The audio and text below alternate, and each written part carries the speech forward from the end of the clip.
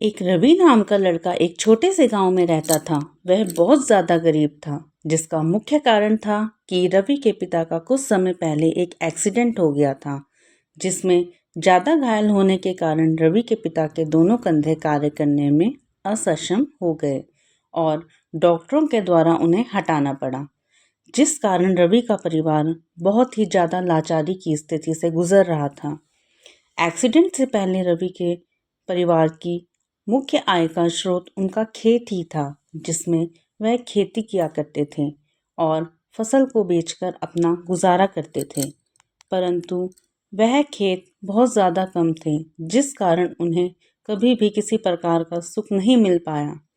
जब रवि के पिता दिव्यांग हो गए, तब उन्होंने वह खेत एक व्यक्ति रामू प्रसाद को बटाई पर दे दी, ताकि वह उसमें फसल करे और आधी फसल रवि के परिवार को दे दे। क्योंकि रवि के पिता अब दिव्यांग हो चुके, वह फसल करने के लायक नहीं थे। वह व्यक्ति रवि के खेत में फसल करने लगा और उसने रवि के पिता को आधा हिस्सा देना भी शुरू कर दिया। रवि एक समझदार बच्चा था। वह अपने परिवार की लाचारी को बेहतर तरीके से समझता था। वह अपने माँ बाप की एक लौती औलाद था, इसलिए वह हमेशा अपना पूरा ध्यान सिर्फ पढ़ाई पर लगाता था। वह कक्षा में अक्सर सबसे ज़्यादा अंक लाया करता था, परंतु रवि अपनी कक्षा में सबसे ज़्यादा गरीब था। इसलिए उससे ईर्ष्या करने वाले बच्चे उसे चिढ़ाने के लिए कहा करते थे कि रवि, तूने कल रात को खाना खाया था या नहीं। रवि को यह बात दिल में सुई की तरह चुभती थी, क्योंकि यह बात सच थी कि रवि का परिवार गरीबी और लाचारी से गुजर रहा है। परंतु रवि को यह सोचकर बहुत दुख होता था कि समाज भी उसकी लाचारी का मजाक उड़ा रहा है, सिर्फ इसलिए कि वह पढ़ने में अच्छा है और सभी को शिक्षा में पीछे छोड़ देता है। जब रवि के पिता दिव्यांग हो गए, तब रवि को अक्सर बच्चे कहा करते थे कि देखो, दिव्यांका का बेटा। यह बात रवि को कभी कभार इतनी ज़्यादा बुरी लगती थी कि वह अकेले में जाकर रोने लगता था। वह अपनी कक्षा में किसी को कुछ नहीं बोलता था और किसी से बात भी नहीं किया करता था। वह सिर्फ अपनी पढ़ाई से मतलब रखा करता था। उसके शिक्षिका रवि को हमेशा शिक्षा के लिए प्रेरित किया करती थी, क्योंकि वह एक अच्छा विद्यार्थी था। एक बार रवि स्कूल से घर की तरफ जा रहा था कि कुछ बच्चे उसके पास आए, जो कि उसकी काबिलियत से बहुत ईर्ष्या करते थे। उन्होंने उसके स्कूल बैग को छीनकर नाले में फेंक दिया। रवि तेजी से नाले की तरफ भागा और बैग को पकड़ने के लिए नाले में कूद गया, जिससे उसे काफ़ी चोट आई। रवि जब अपने स्कूल बैग को नाले से निकालने का प्रयास कर रहा था, तब सभी बच्चे उसका मजाक बना रहे थे। रवि यह बात अच्छे से समझ चुका था कि उसके अपमान की मुख्य वजह उसकी लाचारी और गरीबी है। इसलिए उसने किसी से कुछ नहीं कहा और कीचड़ में सना हुआ रोते हुए अपने घर पहुंचा। वह दिमाग में सोच रहा था कि यदि कोई गरीब है तो क्या उससे समाज इस प्रकार व्यवहार करेगा। जब रवि घर पहुंचा तो उसकी माँ ने पूछा, क्या हुआ बेटे? रवि ने कहा, माँ, मेरा पैर नाले में फिसल गया था, इसलिए मैं नाले में गिर गया था।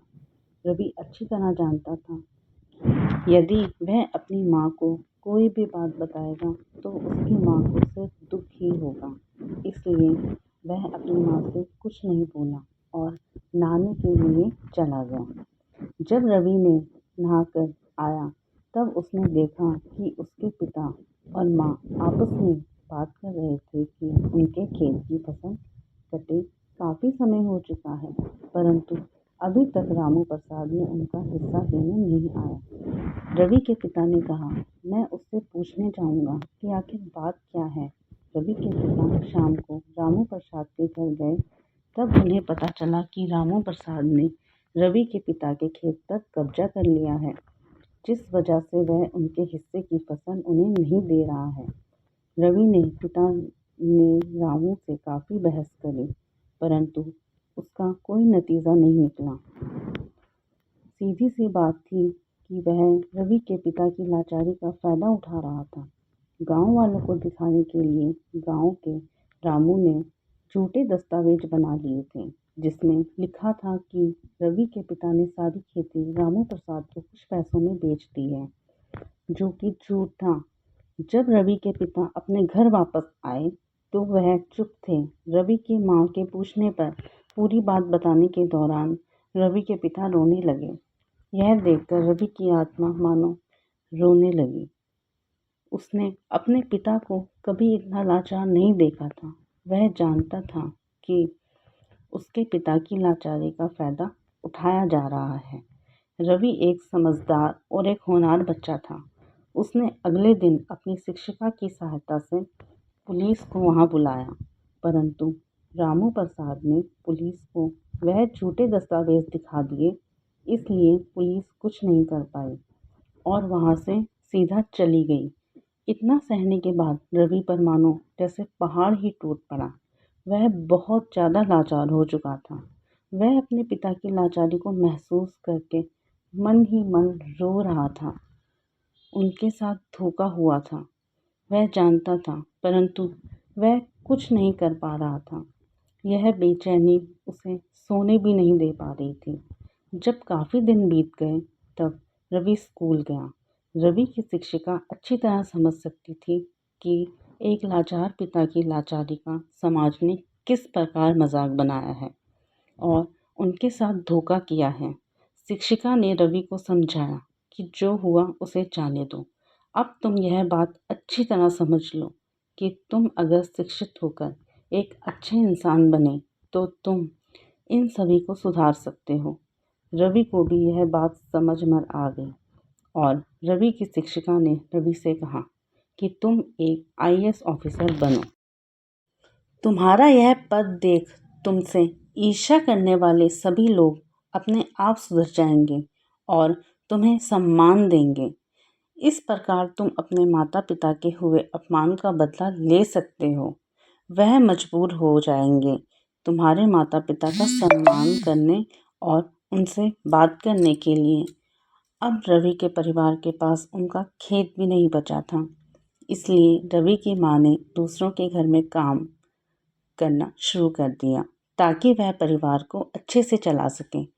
वह अपने पति के अपमान का बदला लेना चाहती थी, जिसके लिए उन्होंने ठान लिया कि वह उनके बेटे की पढ़ाई नहीं छूटने देगी और उसे एक काबिल अफसर बनाएगी। रवि ने आईएएस ऑफिसर बनने के लिए रात रात भर पढ़ाई करनी शुरू कर दी। उसने 12वीं में पूरे गांव के सभी बच्चों से सबसे ज़्यादा अंक लाया और वह आगे की पढ़ाई करने के लिए शहर चला गया। रवि की माँ ने इतना ज़्यादा नहीं कमा पाती थी कि वह शहर में रवि की पढ़ाई का खर्चा उठा पाए, इसलिए रवि शहर में सुबह 4 बजे उठकर न्यूज़पेपर बेचने जाया करता था, जिसके बाद वह सुबह पढ़ने भी जाया करता था। इस प्रकार वह अपनी पढ़ाई के लिए पैसे जुटा लेता था, परंतु उसके पास किराए का कमरा लेने के लिए पैसे नहीं थे।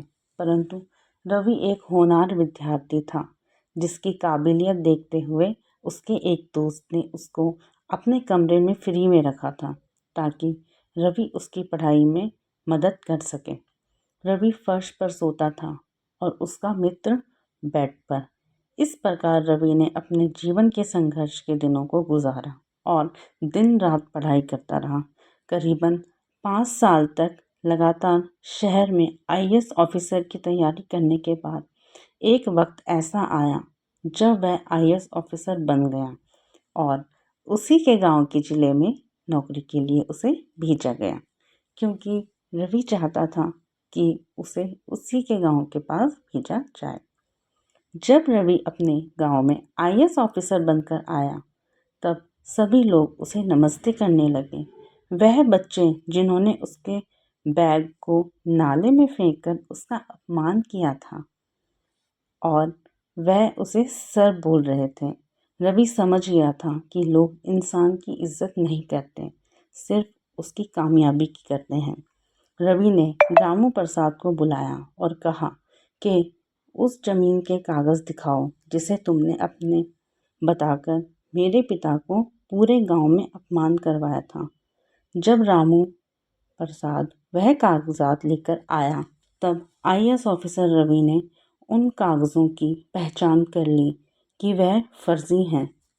रवि समझ गया कि रामू प्रसाद ने पुलिस वालों को पैसे दिए थे, जिस कारण पुलिस ने रवि के पिता की सहायता नहीं करी थी। रवि ने वह जमीन का केस कोर्ट में डाला, जिसमें कोर्ट के निष्पक्ष फैसला किया और रवि के पिता के नाम वह जमीन दोबारा हो गई। यहाँ पर बात सिर्फ जमीन की नहीं, यह बात अपमान की है, जिसका बदला रवि ने आईएएस ऑफिसर बनकर लिया। जब रवि के गांव में आने की खबर उसके शिक्षक को हुई, तब उसकी शिक्षक उसके घर आई। रवि रोते हुए शिक्षक के कदमों में गिर गया और प्रणाम करके धन्यवाद किया। शिक्षक ने जाते समय रवि से एक बात कही, शिक्षा एकमात्र हथियार है जिससे हम जीवन को सुधार सकते हैं और अपने अपमान का बदला ले सकते हैं। इस मोटिवेशनल स्टोरी से हमें यह सीख मिलती है कि शिक्षा हमारे जीवन को बेहतर करती है और हमें समाज दिलाती है। शिक्षा के माध्यम से सामाजिक एवं खुद का विकास किया जा सकता है। अधिकतर मामलों में अशिक्षित व्यक्तियों का शोषण अन्य प्रकारों से किया जाता है, इसलिए व्यक्ति का समाज में शिक्षित होना आवश्यक है ताकि उसका कोई शोषण ना कर सके और वह शांतिपूर्ण जीवन जी सके। धन्यवाद।